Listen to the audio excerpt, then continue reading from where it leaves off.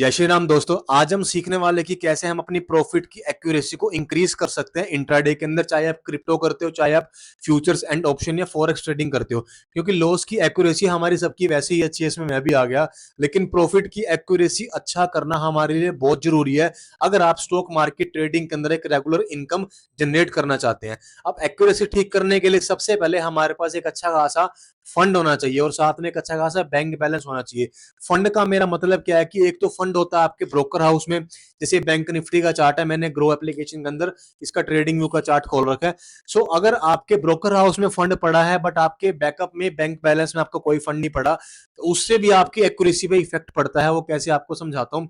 Suppose करो एक कोई एग्जांपल मान लो, एक राम पर्सन है, उसके पास ब्रोकर हाउस में तो उसके पास 1 लाख रुपए पड़ा है उसके डीमेट अकाउंट में, लेकिन उसके बाद उसके बैंक अकाउंट में उसका जीरो बैलेंस है। अब उसको अपने घर के बिल्स पे करने हैं, उसको अपनी एजुकेशन फीस पे करनी है या उसको ट्यूशन की फीस पे करनी है, मतलब उसको जो अपना रेगुलर मेंटेनेंस एक्सपेंसेस है उसको अपना वो देना है।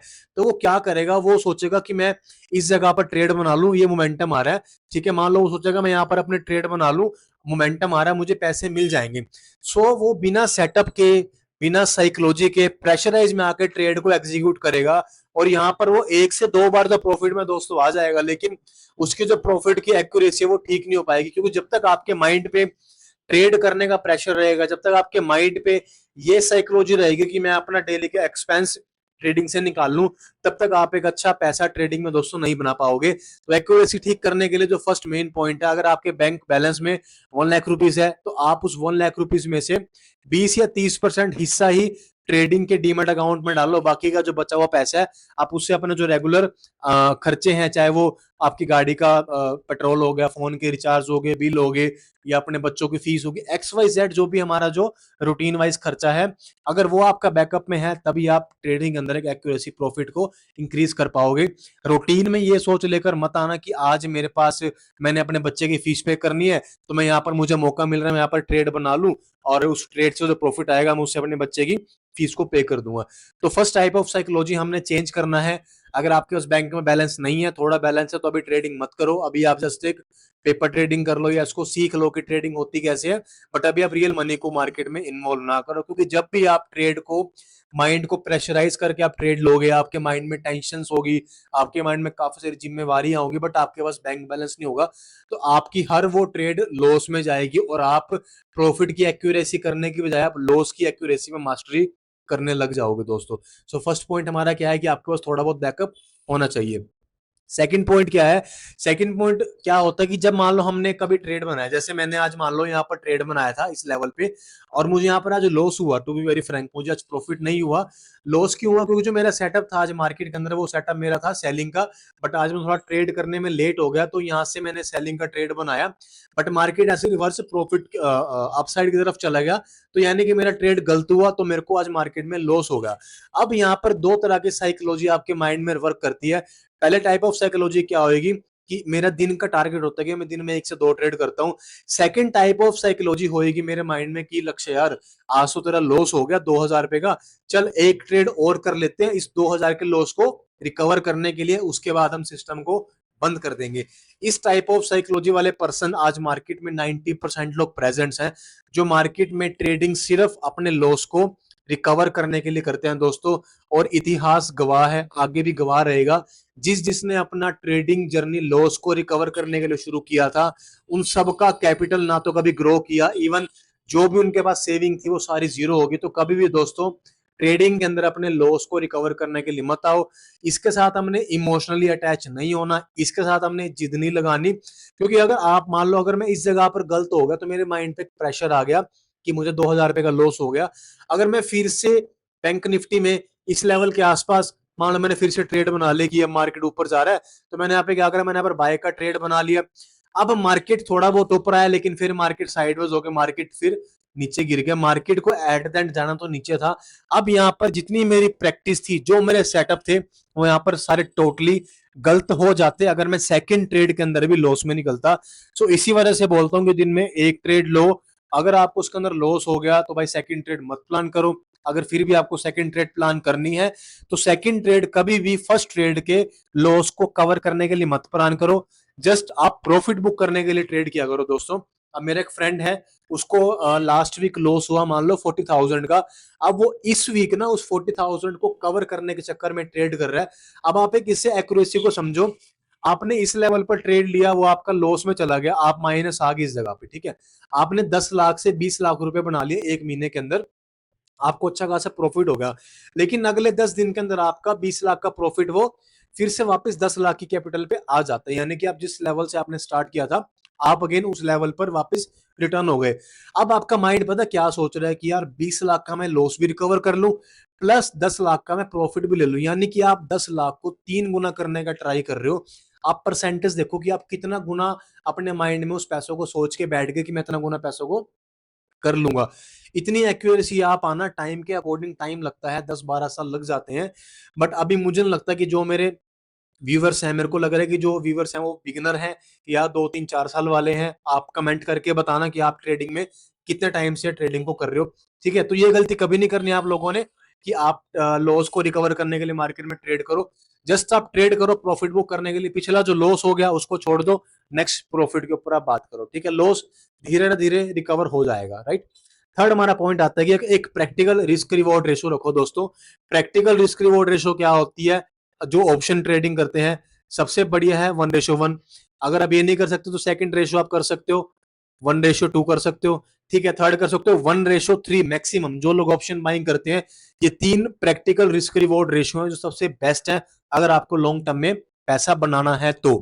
बट अगर आप 1:4 पे ट्रेड कर रहे हो, अगर 1:5 पे ट्रेड कर रहे हो, अगर आपको उससे रिजल्ट मिल रहा है तो आप वो कंटिन्यू करो, मेरे कहने से उसको चेंज मत करना, ठीक है। बट अगर आप 1:5 पे ट्रेड ऑलरेडी कर रहे हो बट आपको उससे प्रॉफिट नहीं हो रहा, तो ट्राई करो, रीस्टार्ट करो 1:1 1:2 से, और आप देखना आपकी प्रॉफिट की एक्यूरेसी धीरे धीरे करके वो बढ़ने लग जाएगी, ठीक है।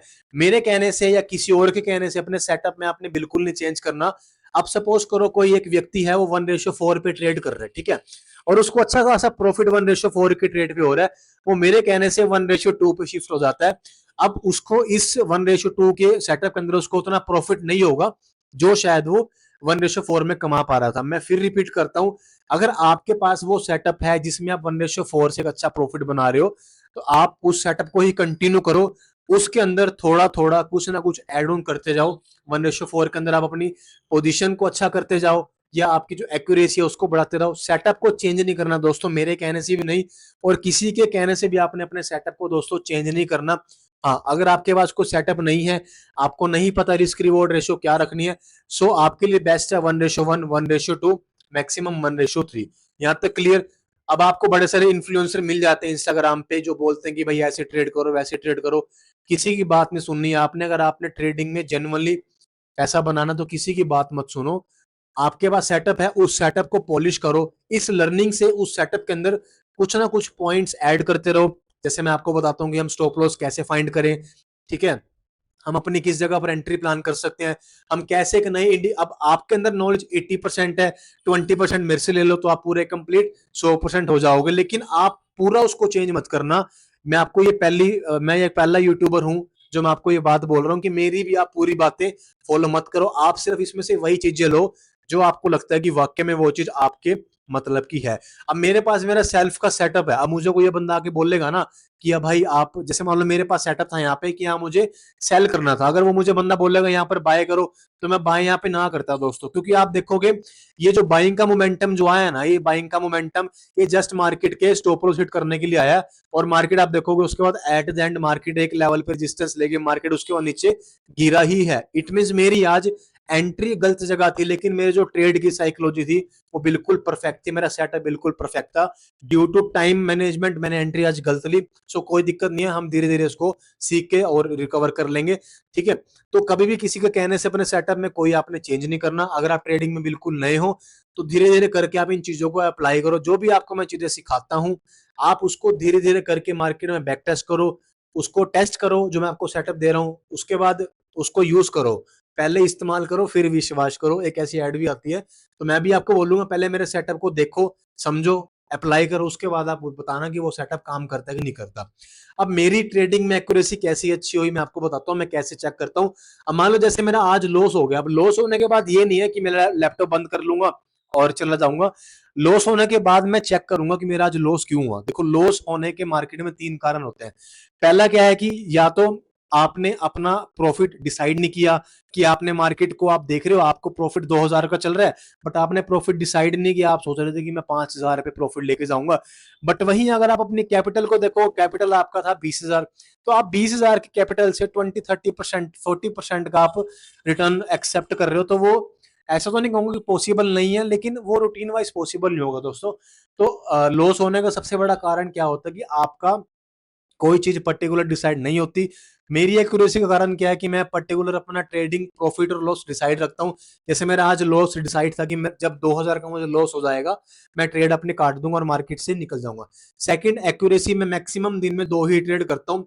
कोशिश करता हूँ कि दिन में एक ही ट्रेड करूं, दूसरे ट्रेड में नहीं करता। लेकिन जब कोई अच्छा मोमेंटम हो, जब कोई अच्छी मार्केट में न्यूज हो, तो मैं 2 ट्रेड कर लेता हूँ। इसके अलावा मैं तीसरी ट्रेड दिन में नहीं करता, चाहे मुझे 2 ट्रेड में प्रॉफिट हुआ हो, चाहे मुझे 2 ट्रेड में लॉस ही क्यों ना हो गया हो। मैं तीसरी ट्रेड प्लान ही नहीं करता। वो सिस्टम मेरे माइंड से डिलीट हो जाता है कि ये थर्ड ट्रेड प्लान करने के नहीं करने। सो आप भी ट्राई करो। अब मेन चीज क्या है कि जब भी आप लोग लॉस करो, देखो ऐसा तो है नहीं कि आपने 100 ट्रेड किया और आपकी 100 की 100 ट्रेड ही प्रॉफिट में होगी। उसमें से आप 5-10 ट्रेड तो लॉस में काटोगे ना। जब भी आप लॉस करो, आगे से लॉस करने के बाद आपने 3 पॉइंट आपने चेक करने हैं, लॉस क्यों हुआ। पहला कारण क्या होता है दोस्तों, लॉस होने का, आपकी जो एंट्री है। जैसे आज मेरी एंट्री गलत हुई थी। अगर मुझे सेलिंग करना था तो मुझे इस लेवल तक का वेट करना चाहिए था, यानी कि 54,230 या 54,280 तक का मुझे बैंक निफ्टी में वेट करना चाहिए था। तो आज मेरी एंट्री गलत हो, लेकिन मेरा सेटअप बिल्कुल ठीक था।